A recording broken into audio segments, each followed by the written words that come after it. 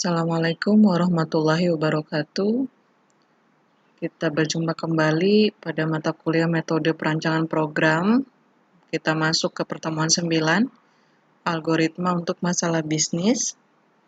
Dengan pokok bahasan ada struktur program, struktur chart, membuat laporan dengan page break, dan terakhir contoh algoritma penyelesaian. Untuk struktur program, secara umum program dilakukan untuk memproses data yang dibaca dari file dapat digambarkan sebagai berikut, mulai dari proses inisialisasi.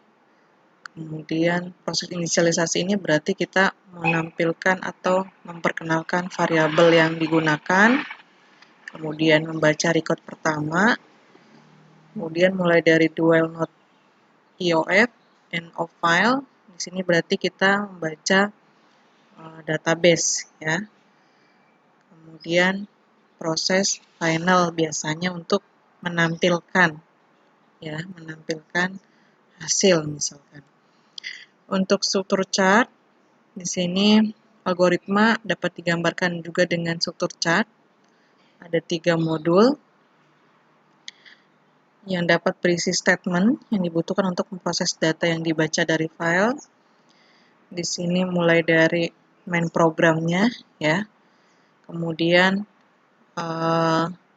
ada 3 modul, ya. Tadi mulai dari proses inisialisasi, kemudian proses recordnya, ya. Kemudian terakhir proses final, ya. Nah, di sini ini untuk struktur programnya, ya. Jadi di sini ada program utama yaitu proses urutan file. Di sini ada modul yang pertama itu proses inisialisasi, ya. Sini termasuk membaca record pertama. Kemudian di sini ada proses recordnya, yaitu membaca database-nya. Terakhir adalah proses final, ya, tampilannya.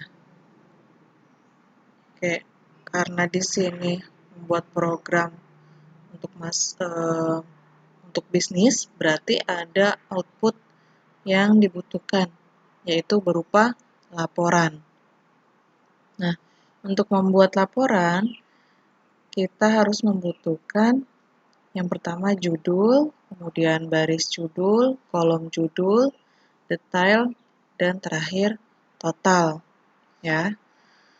Nah, untuk judul, ini misalkan judulnya adalah laporan penjualan. Kemudian baris judulnya misalkan halaman berapa, kemudian tanggalnya. Kolom judul berarti nama kolomnya misalkan nomor, barangnya apa, jumlah terjualnya berapa. Kemudian untuk bagian detail, ini adalah isi recordnya, ya. Terakhir adalah total yang dicetak di bagian akhir. Untuk laporan biasanya tidak hanya dalam satu halaman. Kalau recordnya banyak, berarti dia butuh beberapa halaman. Maka dibutuhkan control break untuk pindah ke halaman baru, atau kita untuk mengatur setiap halaman itu berapa record yang dapat ditampilkan. Nah, di sini ada 2 tipe untuk control break, ada single level, ada multiple level. Kita lihat apa perbedaannya. Untuk yang single level berarti menampilkan berdasarkan satu nilai variabel. Misalkan di sini nomor departemen. Yang ditampilkan adalah laporannya berdasarkan hanya satu departemen saja. Di departemen itu misalkan ada salesnya siapa aja. Ya, misalkan Mary Smith. Yang terjual ada berapa, kemudian totalnya berapa. Nah, total penjualan si Mary Smith berapa. Kemudian sales yang kedua, total penjualannya Jane berapa. Nah, ini total sales dalam satu departemen, seperti itu. Nah, kalau kita gambarkan dalam bentuk chart, mulai dari main program, kemudian modulnya apa saja, ya, mulai dari inisialisasi, kemudian menampilkan page heading, kemudian di sini ada proses untuk recordnya, kemudian ada mencetak kontrol total line, terakhir ada mencetak report total, ya. Di sini misalkan kita mau menampilkan tadi berdasarkan nomor departemen, berarti kita di sini mencetak detail line-nya, kemudian kontrol total, akumulate-nya, ini misalkan tadi total penjualan per sales, kemudian di akhir ada kontrol total keseluruhan. Nah, yang kedua yaitu multiple level. Di sini berdasarkan beberapa nilai variabel. Kalau tadi single hanya satu variabel, untuk yang multiple berapa variabel. Contohnya di sini ada 2 variabel, jadi menampilkan laporan berdasarkan total penjualan per sales dan total penjualan per departemen. Di sini bagian yang area hijau ini berarti total penjualan per sales, ya, di sini. Kemudian di departemen 1 di sini salesnya ada Mary Smith, Jane Brown, ya, Mary Smith total penjualannya 120, Jane Brown 55. Nah, kemudian di departemen 2 di sini ada penjualannya Jenny Font, totalnya 100. Nah, di sini per departemen disebutkan totalnya berapa. Ya, di departemen 1 ada 175, di departemen 2 ada 100. Terakhir, total secara keseluruhan dari penjualan yaitu sebesar 275, ya. Di sini seperti tadi, ini untuk hierarkinya. Ya, kalau tadi di single hanya satu variabel, untuk yang multiple di sini ada beberapa variabel yang ditampilkan, ya. Di sini untuk minornya berarti berdasarkan total masing-masing sales, kemudian untuk mayornya berarti per departemen, ya.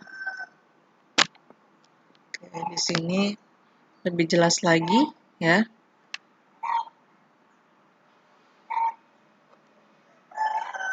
Nah, di sini ada contoh kasus. Kita mau menampilkan laporan gaji, ya. Di sini ada judulnya, kemudian di sini ada baris judul, di sini ada judul kolomnya, ini ada detailnya, terakhir ini ada totalnya, ya. Untuk di sini berarti per halaman bisa menampilkan atau menampung record sebanyak 3 record, ya. Di sini ada subordinate modul, mulai dari inisialisasi, kemudian cetak judul, kemudian proses record, kemudian cetak detail, kemudian akumulate total, dan terakhir cetak total report.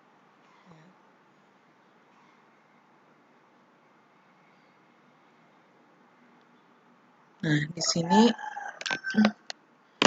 untuk yang pertama berarti inisialisasi, tadi kita menentukan variabelnya ada apa aja, ya. Kemudian ada cetak judul, kemudian ada pembacaan dari database, ya.